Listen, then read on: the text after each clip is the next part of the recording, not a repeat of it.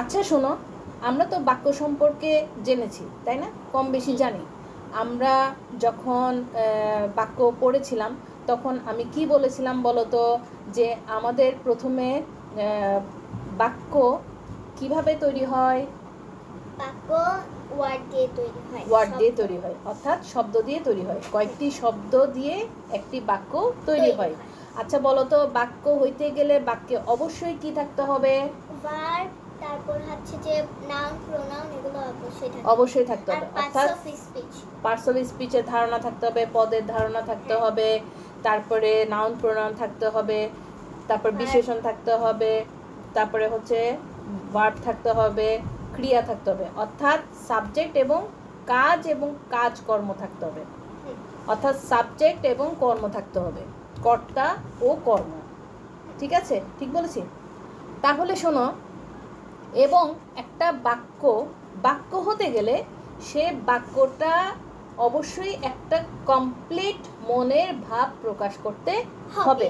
অর্থাৎ মনের ভাব সম্পূর্ণভাবে প্রকাশ করতে হবে। কথাটা এমনভাবে বলতে হবে যেন কথাটার ভেতরে সব কিছু বুঝে নেওয়া যায়, এবং কথাটা দাড়ি দিয়ে শেষ হবে। কি দিয়ে শেষ হবে? দাড়ি। অর্থাৎ বিরাম চিহ্ন থাকতে হবে। আচ্ছা জানো বিরাম চিহ্নগুলো কোনগুলো? এই যেমন মনে করো কমা, সেমিকোলন, দাড়ি, ইনভার্টেড কমা, কোলন ড্যাশ, এই চিহ্নগুলো আমরা দেখেছি না লেখার মধ্যে, কবিতার মধ্যে দেখেছি, গল্পের মধ্যে দেখেছি, ইংরেজিতেও আছে, বাংলাতেও আছে। ইংরেজিতে আছে ফুল স্টপ, কমা, ঠিক আছে, ড্যাশ আছে। এই চিহ্নগুলোকে বলা হয়, এবং তোমার প্রশ্নবোধক চিহ্ন, আশ্চর্যবোধক চিহ্ন, note of interrogation, note of exclamation, এই চিহ্নগুলোকে বলা হয় বিরাম চিহ্ন। এগুলোকে কি বলে? বিরাম চিহ্ন। তাহলে একটা কমপ্লিট অর্থাৎ সম্পূর্ণ বাক্য হতে গেলে, সেন্টেন্স হতে গেলে সেটা কি থাকতে হবে? পরিপূর্ণ একটা মনের ভাব প্রকাশ করতে হবে, এবং সেখানে কি থাকতে হবে? ফুল স্টপ বা দাড়ি অবশ্যই থাকতে হবে। অনেকেই আমরা লেখালেখি করে ফেলার পরে অনেক সময় দেখা যায় কি করা হয়, সেখানে কোনো কমা নাই, কোনো দাড়ি নাই। তাহলে আমরা কি সেন্টেন্সগুলো, বাক্যগুলো আলাদা করে বুঝতে পারবো? বুঝতে পারবো না। কোন লেখাটা কোথা থেকে শুরু হয়ে কোথায় গিয়ে শেষ হলো কিছুই বোঝা গেল না। তাহলে কি ওটা বাক্য হবে? হবে না। তাহলে কমপ্লিট বাক্য বুঝতে গেলে আমাদেরকে অবশ্যই বিরাম চিহ্নের ব্যবহারের দিকে খেয়াল করতে হবে, তারপর নাউন প্রোনাউনের দিকে খেয়াল করতে হবে, অর্থাৎ বিশেষ্য এবং সর্বনামের দিকে খেয়াল করতে হবে, তারপর ভার্বের দিকে খেয়াল করতে হবে, অর্থাৎ ক্রিয়া কর্মের দিকে খেয়াল করতে হবে, তারপরে বিশেষণ অ্যাডজেক্টিভদের দিকে খেয়াল করতে হবে, তারপরে হচ্ছে adverb, preposition, conjunction, interjection. Adverb হচ্ছে ভার্বকে মডিফাই করে লেখা হয়, অর্থাৎ কাজকে বিশেষভাবে বোঝায় যেই শব্দ দ্বারা, সেটাকে বলা হয় অ্যাডজেক্টিভ বা বিশেষণ। হ্যাঁ, অ্যাডভার্ব বলা হয়। আর অ্যাডজেক্টিভ হচ্ছে যে নাউন বা প্রোনাউনের দোষগুণ অবস্থাকে বোঝায়, সেটা হচ্ছে তোমার সাবজেক্টের দোষগুণ বোঝায়, সেটা হচ্ছে অ্যাডজেক্টিভ। ঠিক আছে? যেমন মনে করো মেয়েটি ভালো, তাহলে মেয়েটি ভালো, এই ভালো শব্দটা আমি কাকে উদ্দেশ্য করে বলেছি? মেয়েটি সম্পর্কে, মেয়েটি ভালো। ঠিক আছে? মেয়েটি হচ্ছে নাউন, সাবজেক্ট। ঠিক আছে? তাহলে তখন এই ভালো শব্দটি হচ্ছে ওই মেয়েটি বিশেষণ। ঠিক আছে? মেয়েটি খুব তাড়াতাড়ি কাজ করছে, তাহলে মেয়েটি খুব তাড়াতাড়ি কাজ করছে, এই কাজ করা, মেয়েটির কাজ, ভার্ব, কাজ করা বোঝায়। সেই ভার্বটা কতটুকু তাড়াতাড়ি কাজ করছে, ভার্বটার অবস্থাটাকে বোঝাচ্ছে, অর্থাৎ খুব তাড়াতাড়ি কাজ করছে। যদি বলি মেয়েটি ধীরে ধীরে কাজ করছে, তার মানে কাজের ধরনটা বোঝাচ্ছে, সে আস্তে আস্তে কাজ করতেছে, ধীরে ধীরে। তাহলে এই কাজটা সে কিভাবে করতেছে? ধীরে ধীরে করতেছে নাকি তাড়াতাড়ি করতেছে?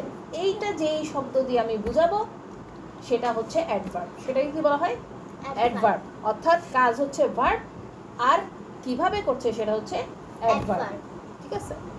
আচ্ছা, বাংলায় প্রিপোজিশন, কনজাংশন, ইন্টারজেকশন, এই তিনটা জিনিসকে একসাথে বলা হয় অব্যয়। কি বলা হয়? অব্যয়। বুঝতে পেরেছো? আচ্ছা, এগুলো কতগুলো ছোট ছোট জিনিস বাক্যের ক্ষেত্রে আমাদেরকে খেয়াল করতে হয়, যেগুলো আমরা ব্যাকরণ বই পড়লেই ভালো করে জানতে পারবো। সেই কারণে সবার উচিত কম বেশি ব্যাকরণ বইগুলো পড়া, এবং অবশ্যই ইংরেজি গ্রামার এবং বাংলা গ্রামার একসাথে নিয়ে পড়াটাই ভালো। তাহলে আমরা আবার আগের কথায় চলে যাই। আমরা আজকে কয়েকটি বাক্যের ধরন সম্পর্কে পড়ব, কয়েকটি বাক্যের ধরন সম্পর্কে আমরা পড়ি এবং ওগুলোকে কী ধরনের বাক্য বলে সেটা আমরা আজকে জানবো। যেমন মনে করো আমি বললাম আমাকে একটু পানি দাও, এটা কী ধরনের বাক্য হবে? এটা অনুরোধ বাক্য হবে। অনুরোধ বাক্য, কারণ আমি তো কথাটা এভাবেই বলছি, আমাকে একটু পানি দাও, এটা হচ্ছে অনুরোধ বাক্য। এই কথাটাকে নিশ্চয়ই আমি এভাবে বলবো না, আমাকে একটু পানি দাও, না, এই আমাকে একটু পানি দাও। এভাবে বলবো। তাহলে এই কথাটা শোনার ক্ষেত্রে কি মনে হচ্ছে আমি অনুরোধ বাক্য হলো এটা? না। না, কিন্তু আমরা এই কথাটাকে এভাবে বলি না, আমরা কথাটাকে বলি আমাকে একটু পানি দাও, এই আমাকে একটু পানি দাও তো, এই পানিটা একটু দাও তো। এই যেভাবেই বলি না কেন সেটা হচ্ছে অনুরোধ বাক্য। এরপরে যদি আমরা একটা কথা বলি, সবাই খাতা বের করো, এই সবাই খাতায় বের করো, অর্থাৎ কি টিচার যখন ক্লাসে বলে সবাইকে এই খাতা বের করো, এখন অঙ্ক করাবো, বাংলা করাবো, এই কথাটা কিরকম কথা হয়ে গেল? এই বাক্যটা হচ্ছে আদেশ বাক্য। আদেশ বাক্য, অর্থাৎ টিচার কমান্ড করছেন। টিচার কি করছেন? কমান্ড করছেন। আগের কথাটি ছিল অনুরোধ বাক্য, মানে রিকোয়েস্ট বোঝাচ্ছে। কি বোঝাচ্ছে? রিকোয়েস্ট। পরের বাক্যটি হচ্ছে আদেশ বাক্য, সেটা হচ্ছে কমান্ড। রিকোয়েস্ট বাক্য, অনুরোধ বাক্য যেটা আমরা পড়েছি, অর্থাৎ আমাকে একটু পানি দাও, এরকম অনুরোধ বাক্য দেখি বলো তো। আমাকে একটু পানি দাও, হ্যাঁ, দরজাটা একটু খুলে দাও, জানালা একটু বন্ধ করে দাও, বিছানা একটু বিছানা গুছায়, একটু গুছায়ে দাও, তারপর হচ্ছে যে এখন একটু পড়তে বসো, আর অনেক কিছু। আমি কি এখন খেতে পারি, হ্যাঁ, আমি কি এখন আমাকে একটু খাবার দাও। যে কোনো ধরনের কথা আমরা যেগুলো নরম করে বলি সেগুলোই মূলত অনুরোধ বাক্য। আর আদেশ বাক্য হচ্ছে সবাই খাতা বের করো, এটা হচ্ছে আদেশ বাক্য, হচ্ছে কমান্ড বাক্য। দেখি কয়েকটি কমান্ডিং বাক্য বলো দেখি, কমান্ড সেন্টেন্স। কমান্ড, এই খাতা বের করো, সবাই বই বের করো, পড়তে বসো, পড়তে বসো, এখন খেলা থেকে ওঠো, এখন কাপড় গোছাও, তারপর হচ্ছে এখন বিছানা গুছিয়ে দাও, তাড়াতাড়ি কাজ করো। তাড়াতাড়ি কাজ করো, র‍্যাক গোছাও, বই খাতা গোছাও। এই সমস্ত কাজগুলো যেগুলো আমরা নির্দেশ করি, কাউকে করাতে চাই, কাউকে যখন বলি কোনো কিছু করার জন্য, সেটাই হচ্ছে আদেশ বাক্য। সাধারণত সেগুলোই আদেশ বাক্য হয়, কমান্ডিং বাক্য, কমান্ড দেওয়া। তারপরে হচ্ছে ফুল ছিঁড়ো না, নির্দেশ বাক্য। ফুল ছিঁড়ো না, এটা অনেকটা অনুরোধ করা এবং আদেশ করা। অনুরোধ করা এবং আদেশ করার মাঝামাঝি যে বাক্যটা হয়, দুটোই বোঝা যায়, সেটা হচ্ছে নির্দেশ বাক্য। সেটা মূলত কি? নির্দেশ বাক্য। ফুল ছিঁড়ো না, এই কথাটা আমরা কাউকে অনুরোধের সুরে বলি, আবার অনুরোধের মাঝামাঝি আমরা তাকে আদেশও করছি যে তুমি ফুলটা ছিঁড়িও না প্লিজ, তাহলে হচ্ছে সেটা এক ধরনের নির্দেশ বাক্য। ধরো মার্কেটে গেলে যদি জিনিসপত্র আমরা অনেক সময় দেখি, অনেক সময় ছোট ছোট বাচ্চারা কী করে, যেই সেই জিনিসপত্রটা হাতাহাতি করতে চায়, তখন আমরা তাকে সাবধান করার জন্য বলি এই ধরো না প্লিজ, খেয়াল করো ওটা পড়ে যাবে, তোমার হাতের বাড়ি খেয়ে আরও একটা জিনিস ভেঙে যেতে পারে, দোকানদারের ক্ষতি হবে, তাই না? তাহলে মার্কেটে গেলে যখন আমরা, মার্কেটে কেন যে কোনো জায়গায় গেলে যদি আমরা হাতের বাড়ি খেয়ে কিংবা আমার গায়ের বাড়ি খেয়ে কিংবা আমার চলাফেরার কারণে, আমার উদাসীনতার কারণে কোনো কিছু একটা নষ্ট হয়ে যেতে পারে, পড়ে যেতে পারে, ভেঙে যেতে পারে, কিংবা আমার হাতে বাড়ি লেগে কেউ আঘাত পেতে পারে, এই জিনিসগুলো থেকে আমরা যখন মানুষকে বিরত করার জন্য যেই শব্দগুলো সাধারণত আমরা বলে থাকি, যে বাক্যগুলো আমরা সাধারণত ব্যবহার করে থাকি, সেগুলোকেই নির্দেশ বাক্য বলা হয়। ঠিক আছে? এই সাবধানে পথ চলো, এই দেখো গাড়িতে ওঠার সময় খেয়াল করো তোমার কাপড় ছিঁড়ে যাচ্ছে কিনা, এ ধরনের যে কথাগুলো বলি সেগুলো মোটামুটি আদেশ নিষেধের সুরে অনুরোধের মতো, সেগুলো হচ্ছে নির্দেশ বাক্য। ডাইরেক্ট কমান্ড নয়, ইনডাইরেক্ট কমান্ড। ঠিক আছে? এবং সফট কমান্ড, এগুলোকে বলা হয় সফট। মানুষকে সাহায্য করবে, এটা হচ্ছে উপদেশ বাক্য। শোনো, মানুষকে তোমরা সবসময় সাহায্য করবে, কখনো মিথ্যা কথা বলবে না, সত্য কথা বলার চেষ্টা করবে, মানুষকে সহযোগিতা করার চেষ্টা করবে, মানুষের ক্ষতি করার চেষ্টা করবে না, কারোর ঘরে যত্রতত্র ঢুকে যেও না, কোনো ঘরের সামনে গিয়ে ঘরে ঢোকার আগে দরজায় নক করো, তারপর কোনো দোকানে ঢোকার আগে দোকানদারের পারমিশন নাও, আমি কি এখানে ঢুকতে পারি। কারোর সাথে কথা বলতে গেলেও আমাদেরকে এই বিষয়গুলো খেয়াল রাখতে হবে। তাহলে এই জিনিসগুলো খেয়াল করা, যে বিষয়গুলো দিয়ে আমরা যেইভাবে কথা বলে এই জিনিসগুলোকে মানুষকে খেয়াল করে দিই, সেগুলো হচ্ছে সাধারণত উপদেশ বাক্য। এমনভাবে পথ চলো যেন তোমার দ্বারা আরেকজনের ক্ষতিগ্রস্ত না হয়, এমনভাবে কথা বলো যেন অন্যে আঘাত না পায়। এই ধরনের কথাগুলো যারা আমরা বলি সেগুলো হচ্ছে উপদেশ বাক্য। ঠিক আছে, তাহলে আমরা কয়েক ধরনের বাক্য সম্পর্কে বললাম, এখানে আমরা 4 ধরনের বাক্য সম্পর্কে জানলাম। আচ্ছা বলো তো কি কি আর একটু বলি। অনুরোধ বাক্য, রিকোয়েস্ট সেন্টেন্স, আদেশ বাক্য, কমান্ড সেন্টেন্স, ভেরি গুড। নির্দেশ বাক্য, সফট কমান্ড সেন্টেন্স। উপদেশ বাক্য, উপদেশ বাক্য হচ্ছে আমরা কি করলাম, উপদেশ দিচ্ছি, মানে হচ্ছে এটাকে কি বলে। তাহলে আমরা যেখানে ছিলাম সেটা হচ্ছে আমরা অনুরোধ বাক্য, রিকোয়েস্ট সেন্টেন্স, আদেশ বাক্য, কমান্ড সেন্টেন্স, নির্দেশ বাক্য, সেটাও সফট কমান্ড সেন্টেন্স। উপদেশ বাক্য, সেটা হচ্ছে অ্যাডভাইস সেন্টেন্স, অ্যাডভাইস করা। তাহলে এই যে অ্যাডভাইস করা, রিকোয়েস্ট করা, কমান্ড করা, কমান্ডের মধ্যে বিভিন্ন ধরনের ধরন আছে, সফট কমান্ড, হার্ড কমান্ড। তাহলে এই সবগুলোকে বলা হয় ইম্পারেটিভ সেন্টেন্স। সবগুলোকে মিলে কি বলা হয়, ইম্পারেটিভ সেন্টেন্স। ঠিক আছে, ওকে। এই পড়াগুলো আমরা পড়ছি কোথা থেকে, আনন্দের দিন চ্যাপ্টার থেকে। ঠিক আছে, আনন্দের দিন থেকে আমরা পড়ছি। আচ্ছা এখানে দেখি আমরা একটু বলি, আনন্দের দিন গল্পে কোথায় কোথায় যাওয়ার প্রস্তাব করা হয়েছিল। উত্তর ক লালবাগ কেল্লা, খ জাদুঘর ও গ শিশু পার্কে যাওয়ার প্রস্তাব করা হয়েছিল। হ্যাঁ, তাহলে আমরা আনন্দের দিন গল্পে আমরা কোথায় কোথায় যাওয়ার প্রস্তাব দেখতে পাচ্ছি। একটা হচ্ছে লালবাগ কেল্লা, একটা হচ্ছে জাদুঘর, আর একটা হচ্ছে শিশু পার্ক। আচ্ছা তোমরা কি লালবাগ কেল্লায় গিয়েছো? জি অবশ্যই। জাদুঘরে গিয়েছো? হ্যাঁ আমি গিয়েছি। আচ্ছা, শিশু পার্কে? হ্যাঁ গিয়েছি, তবে আমাদের বড় শিশু পার্কে যাওয়া হয় না। ঠিক আছে, তাহলে আমরা এইসব জায়গায় মোটামুটি আমরা গিয়েছি এবং আমরা জানি যে এই সমস্ত জায়গায় আসলে মোটামুটি পিকনিক করার মতো সুন্দর জায়গা। ঠিক আছে, তাহলে এইবার আমরা আর দুটি বাক্য সম্পর্কে, সেগুলো হচ্ছে ইম্পারেটিভ সেন্টেন্স, তবে আমরা একটু পড়ি। যেমন আদেশমূলক বাক্য। আচ্ছা বলো তো এখানে কোন দুইটা বাক্য দেখা যাচ্ছে আদেশ করার মতো? আমাকে একটু হাঁটতে ফুল ছিল না। আদেশমূলক বাক্য হচ্ছে আমাকে একটু হাঁটতে সাহায্য করো, আমাকে একটু হাঁটতে সাহায্য করো, সবাই তাড়াতাড়ি তৈরি হয়ে নাও, সবাই তাড়াতাড়ি তৈরি হয়ে নাও। আদেশমূলক বাক্য। দেখি তুমি বলো তো, আদেশ করে বলো। আমাকে একটু হাঁটতে সাহায্য করো। না না হয়নি, এটা তো তুমি অনুরোধ করছো, আদেশ করো। আমাকে একটু হাঁটতে সাহায্য করো। এই আমাকে একটু হাঁটতে সাহায্য করো বলো। এই আমাকে একটু হাঁটতে সাহায্য করো। তারপরেরটা বলো। সবাই তাড়াতাড়ি তৈরি হয়ে নাও। এই সবাই তাড়াতাড়ি তৈরি হয়ে নাও।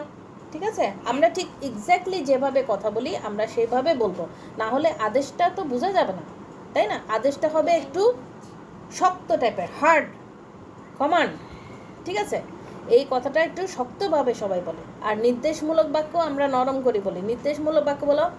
ফুল ছেঁড়া নিষেধ, এই এখানে ফুল ছেঁড়া নিষেধ, গরিব লোকদের সাহায্য করবে, গরিব লোকদের সাহায্য করবে। এই যে দেখো বাক্য বলার ক্ষেত্রে তোমার যে একটু সমস্যা হচ্ছে, সেটা কেন হচ্ছে?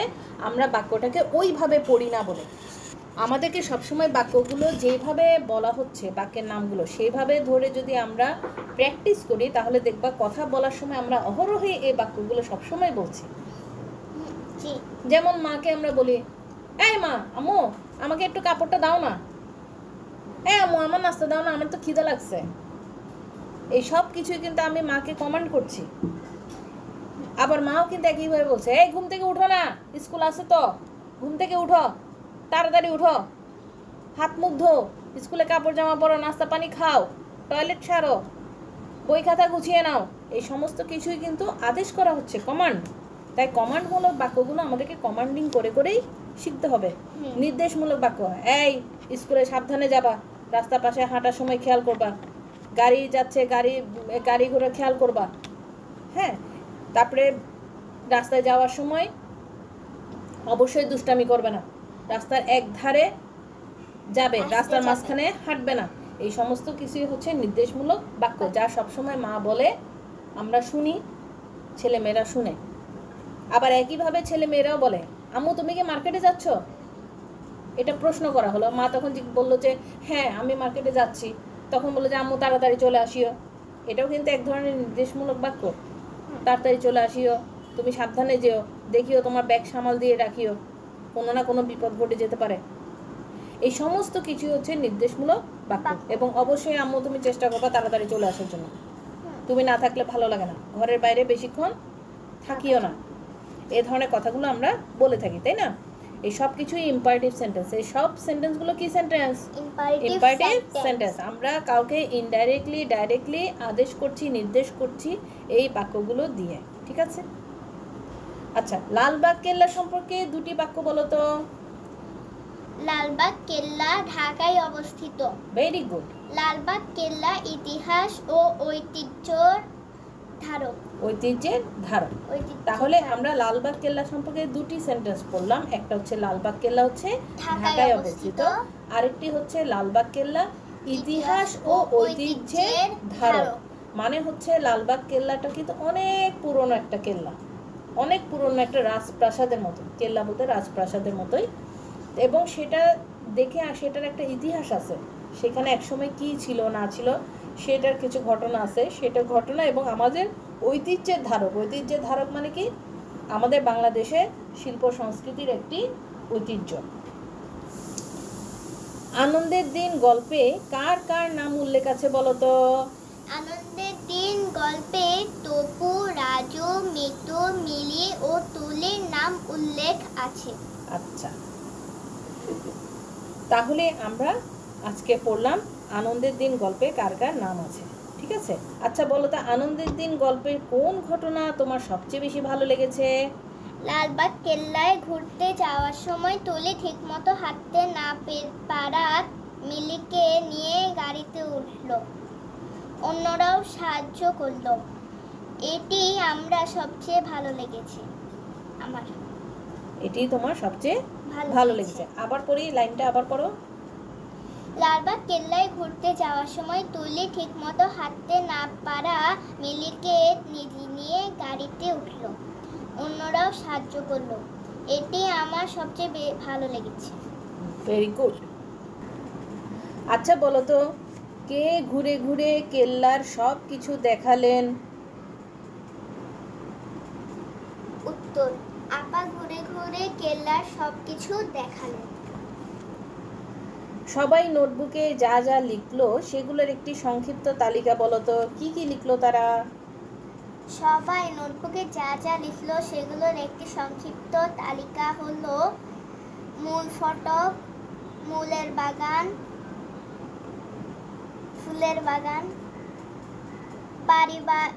পরিবিবির মাজার,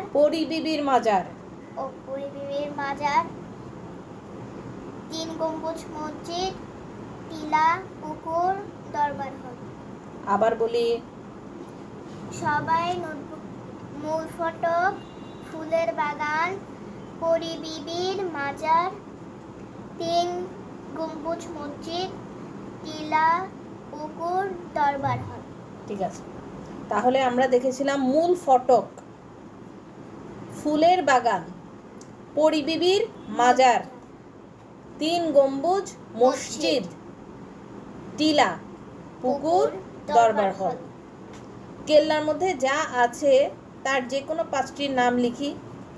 কেল্লার মধ্যে যা আছে, মূল ফটক, ফুলের বাগান, পরিবিবির মাজার, 3 গম্বুজ মসজিদ, জাদুঘর। মসজিদ, জাদুঘর, জাদুঘর। ঠিক আছে? আচ্ছা, আবার দেখো আমরা অনুজ্ঞা জ্ঞাপক অনুরোধ জ্ঞাপক বাক্য লিখি। অনুরোধ জ্ঞাপক বাক্য, অনুরোধ জ্ঞাপক বাক্য হচ্ছে ইম্পারেটিভ সেন্টেন্স যেখানে রিকোয়েস্ট বোঝাবে।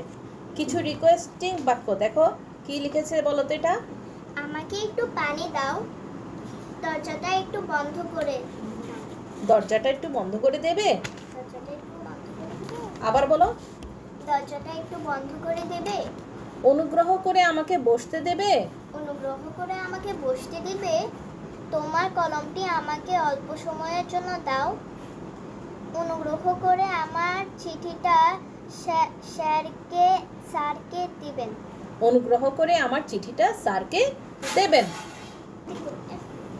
লালবাগ কেল্লায় শিক্ষার্থীরা যা যা দেখেছিল তা আমরা আরেকবার দেখি। কি কি দেখেছিল? মূল ফটক, ফুলের বাগান, পরিবিবির মাজার, 3 গম্বুজ মসজিদ। মসজিদ। আবার বলো।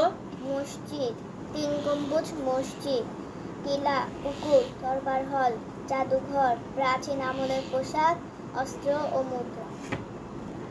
এবার দেখো আমরা কিছু শব্দার্থ পড়ে নেই। দেখি বলো তো আমার সাথে। খবর। সংবাদ, তথ্য। আবার বলি খবর।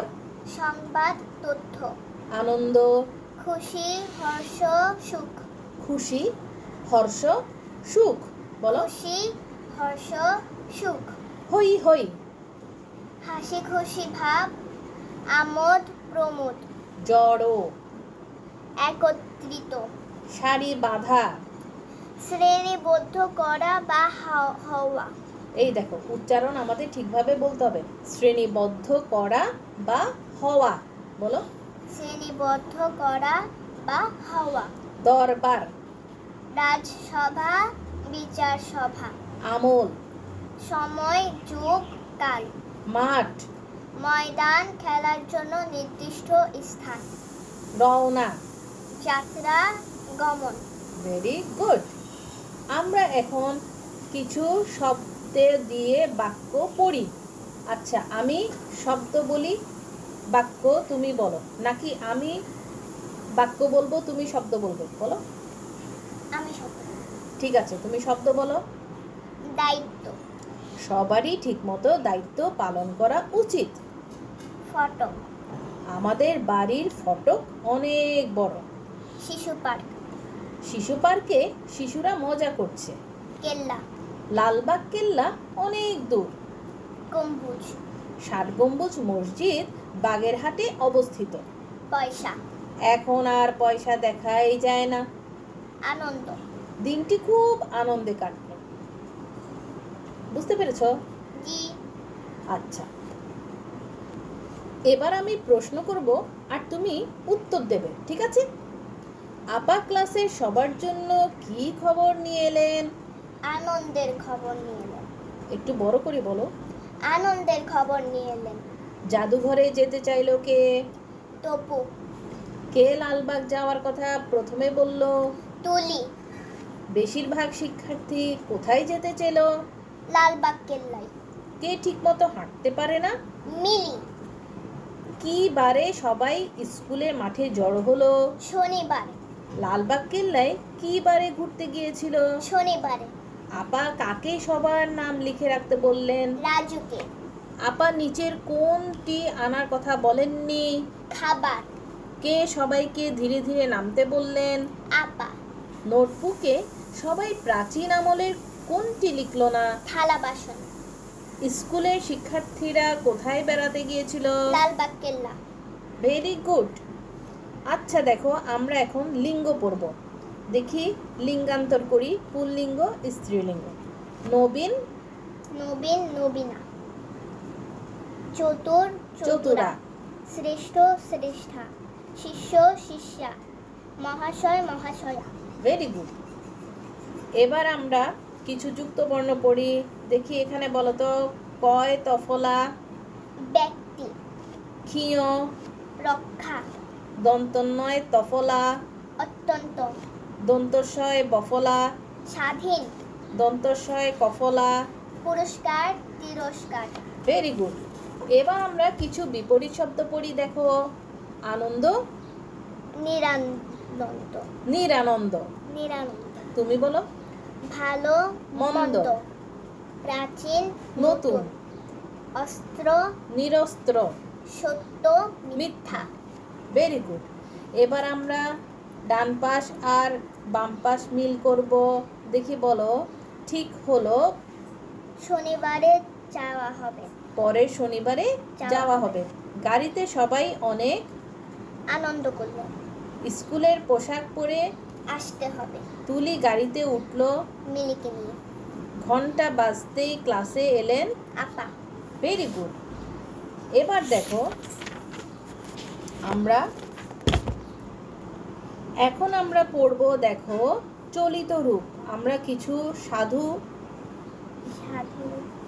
ভাষার সাধু রূপ থেকে চলিত রূপটা পড়ব। যেমন দেখো, উঠিল, উঠলো, বলিলেন, বললেন, যাইতে, যেতে, জানিতে, জানতে, পারিব, পারবো, আমি উঠিতে পারিব না। আমি উঠতে পারবো না। Very good. এবার আমরা কিছু ঐতিহাসিক নিদর্শন সম্পর্কে জানব এবং 5টি বাক্য পড়ব। আসো পড়ি। পাহাড়পুর একটি সুপ্রাচীন বৌদ্ধ বিহার, এটির আরেক নাম হচ্ছে সম্পুর বিহার, এটি কোন জেলায় অবস্থিত? নওগাঁ জেলায় অবস্থিত। এটি ছিল উচ্চশিক্ষার প্রাণকেন্দ্র। এটির ভিতরে একটি কি রয়েছে? জাদুঘর রয়েছে। Very good. এবার দেখো আমরা পড়ব এক কথায় প্রকাশ। আমরা কি পড়ব? এক কথায় প্রকাশ। এক কথায় প্রকাশে দেখো কি আছে? শিশুদের খেলার ও ঘোরার যে জায়গা তাকে কি বলি? শিশু পার্ক। ঐতিহাসিক গুরুত্বপূর্ণ জিনিস প্রদর্শনের জন্য রাখা হয় যে স্থানে, সেটাকে কি বলি? জাদুঘর। ধাতুর নির্মিত পয়সা, মুদ্রা। Very good. তাহলে আমরা কি কি পড়লাম? আমরা পড়লাম শিশুদের খেলার এবং ঘোরার জায়গাকে আমরা বলি শিশু পার্ক। আর ঐতিহাসিক গুরুত্বপূর্ণ জিনিস প্রদর্শনের জন্য যে জায়গা সেটাকে বলি জাদুঘর। আর ধাতু নির্মিত পয়সাকে বলি মুদ্রা। আচ্ছা, আমরা আবার কিছু সাধু ভাষা আর চলিত ভাষা পড়িনি। দেখি বলি তো। করিব, করব, হইয়াছে, হয়েছে, আসিবে, আসবে, হইবে, হবে, ঘুরিতে, ঘুরতে, ছাড়িল, ছাড়লো, নামিতে, নামতে, শোনাইল, শোনালো। ঠিক আছে। এরপর আমরা পড়ব সমার্থক শব্দ। সমার্থক শব্দ মানে হচ্ছে একই শব্দের অনেকগুলো অর্থ, ভিন্ন অর্থ নয়, শব্দটির একই রকম অর্থ। যেমন মনে করো আনন্দ, খুশি, হর্ষ, প্রফুল্ল। খুশি মানেও আনন্দ, হর্ষ মানেও আনন্দ, প্রফুল্ল মানেও আনন্দ। আবার পড়ি দেখো, পানি, জল, বাড়ি, খবর, সংবাদ, তথ্য, ফুল, পুষ্প, কুসুম, আমল, সময়, যুগ। এই সমার্থক শব্দগুলো বিভিন্ন ধরনের প্রবন্ধ লেখায়, গল্প লেখায়, সাহিত্য রচনায়, কবিতা লেখায়, ছড়া লেখায় ব্যবহার করা হয়। কোনো কোনো কবিতাতে পানি লেখা হয় না, লেখা হয় জল অথবা বাড়ি। কোনো কোনো জায়গায় ফুল লেখা হয় না, লেখা হয় পুষ্প, কুসুম। তো আমরা যে কোনো কবিতা বা লেখায় যদি পুষ্প দেখি তাহলে আমরা বুঝে নিব এখানে ফুল বোঝানো হচ্ছে। কোনো জায়গায় যদি আমরা তথ্য দেখি তাহলে বুঝে নিব যে সেখানে খবর বোঝানো হচ্ছে। কোনো জায়গায় যদি সময় বা যুগ দেখি তাহলে বোঝানো হচ্ছে আমল, বোঝানো হচ্ছে সময়, বোঝানো হচ্ছে। তাহলে এইভাবে আমরা সমার্থক শব্দগুলো সাধারণত সাহিত্যে ব্যবহৃত হয়, তাই আমাদেরকে এটা পড়তে হয়। ঠিক আছে। শেষবার আমরা আর কয়েকটা বাক্য পড়ে আমরা আমাদের লেখাপড়া আনন্দের দিন এখানে সমাপ্ত করব। এটা হচ্ছে, যেখানে ঐতিহাসিক গুরুত্বপূর্ণ জিনিস প্রদর্শনের জন্য রাখা হয় তাকে আমরা কি বলি? জাদুঘর। শিশুদের খেলার ও ঘোরার জায়গা শিশু পার্ক। দুর্গ, যা শত্রুর আক্রমণ থেকে রক্ষা পাওয়ার জন্য বানানো হয় কেল্লা। কাজ বলতে কি বোঝায়? দায়িত্ব। লেখাপড়ার ছোট খাতা লেখাপড়া ছোট খাতা নোটবুক। সদর দরজা, ফটক। বিশেষ ব্যক্তির কবর, মাজার। গোলাকার ছাদ, গম্বুজ। উঁচু জায়গা, টিলা। পুরাতন, প্রাচীন। ধাতুর তৈরি মুদ্রা। পয়সা। Very good. সবাই হাততালি দাও।